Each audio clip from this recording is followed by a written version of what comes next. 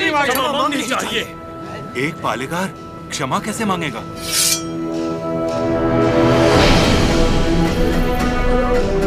अपना सर काट दूंगा लेकिन क्षमा नहीं मांगूंगा। अवकु राजू। पापा खान,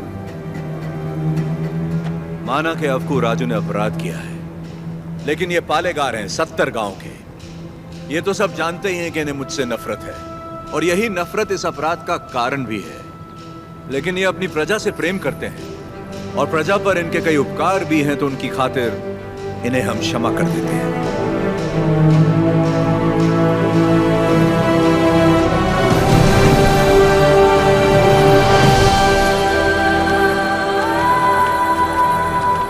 नरसिम्हा रेड्डी, तुम मुझ में अच्छाइयां देखते हो, ये मुझे अच्छा नहीं लगता। ये मेरी ईर्ष्या नहीं, मेरा स्वाभिमान है नरसिम्हा रेड्डी। मेरा भी दिन आएगा नरसिम्हा रेड्डी, उस दिन सर झुकाकर तुम मुझसे क्षमा मांगोगे और मैं सर उठाकर तुम्हें क्षमा कर दूंगा।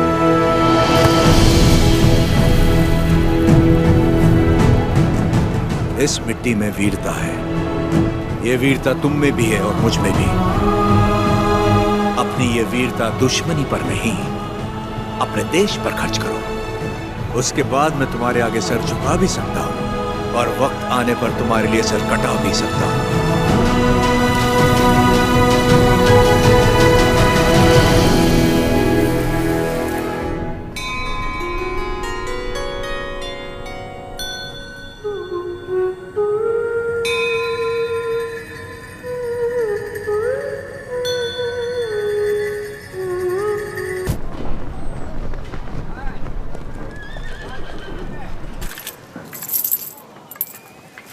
क्यों रे, तेरा नरसिम्हा रेड्डी अंग्रेजों के खिलाफ बगावत करेगा? हमारे मना करने के बावजूद वो ये महोत्सव करवा रहा है। हम ये और बर्दाश्त नहीं करेंगे। पत्रास चिट्ठी लिख दी है मैंने, अब वो लोग देख लेंगे उसे। वहाँ खबर पहुँचाने के लिए ही तो किया। असली महोत्सव तो अब शुरू होगा।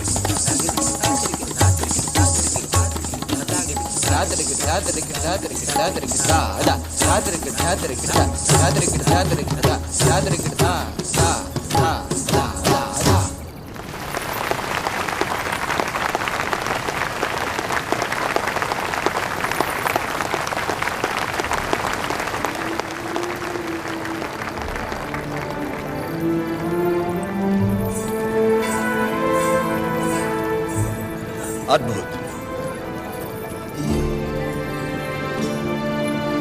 हम जानते हैं। लक्ष्मी जी, लोगों के हित के लिए क्या आप अपनी कला को नए अंदाज में प्रस्तुत नहीं कर सकती? ये लक्ष्मी सिर्फ देवताओं के लिए नाचती है, उन्हीं के लिए गाती है, आम मनुष्यों के लिए नहीं। भगवान भी तो इंसान के लिए ही है ना। लोगों को जगाने के लिए अपनी कला को थोड़ा सा बदल लीजिए, फिर देखिए कितना निखार आ जाएगा।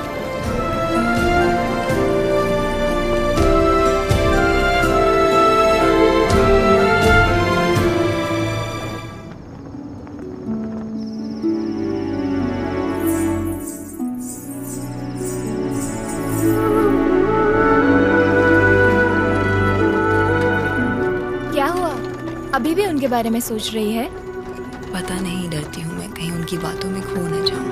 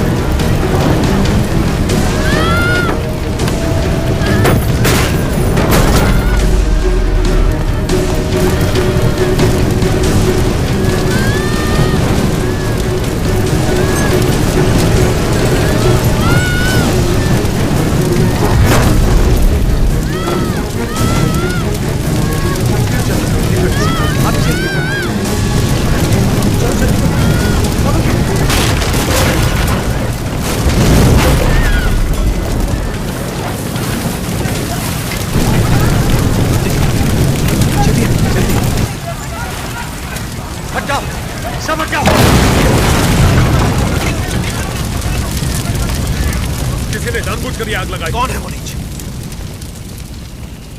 किसने किया है ये? मैंने लगाई आग।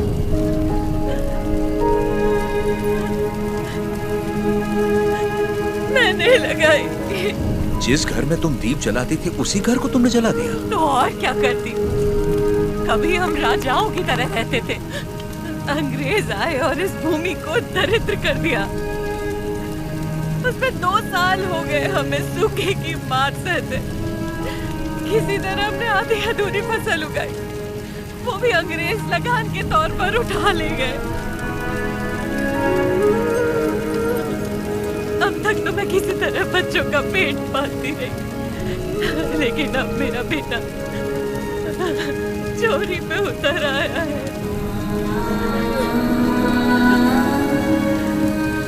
इससे बड़ी शर्म की बात और क्या हो सकती है? जो हाथ देने के लिए उठे थे उन्हीं को चोरी करता हुआ नहीं देख सकी मैंने सोचा अपमान के जीवन से सम्मान की मौत अच्छी।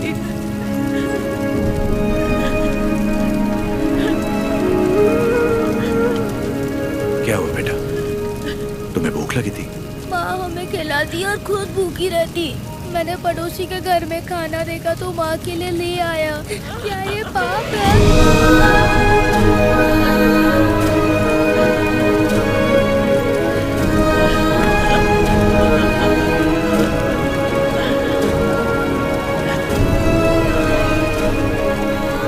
बड़े भैया, वियालावाड़ा और नौसम किले के गोदामों का अनाज बैलगाड़ियों में भर के ले आई। आज से रेनाडू की इस धरती पर कोई भूखा नहीं सोएगा। बांट दीजिए सब में, जैसा तुम कहो।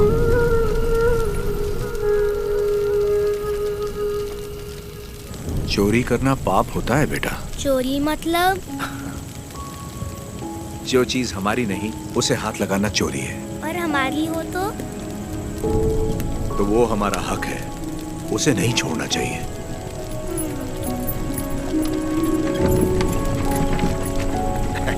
रेड्डी जी, आपने मुझे बुलवाया?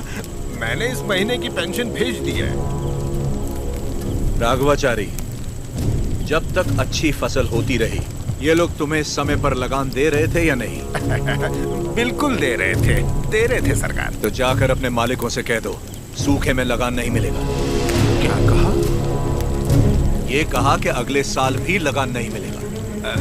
मैं समझा नहीं। ना माने तो हम उनकी हड्डियों का हल बनाकर अपने खेत जोतेंगे और दुगना लगान चुका देंगे। आफत आ गई तो? आने दो, मुझे उसी दिन का इंतजार है।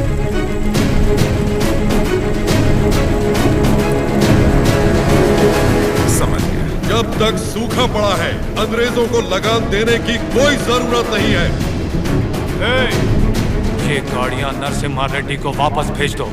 हमारे गोदाम से अनाज निकालकर प्रजा में बांट दो। मैं अपने लोगों को नरसिम्हा रेड्डी की तरह अंग्रेजों को लगान देने के लिए मना नहीं कर सकता। मैं भी नहीं कर सकता। मैं भी नहीं कर सकता। मैं भी नहीं कर सकता। वीरा रेड्डी, एक पालेगार दूसरे पालेगार के इलाके में दखल ना दे। चलिए पिताजी, हमारी जागीर का फैसला हम खुद करेंगे। हम रहेंगे नरसिम्हा रेड्डी के साथ। चलिए।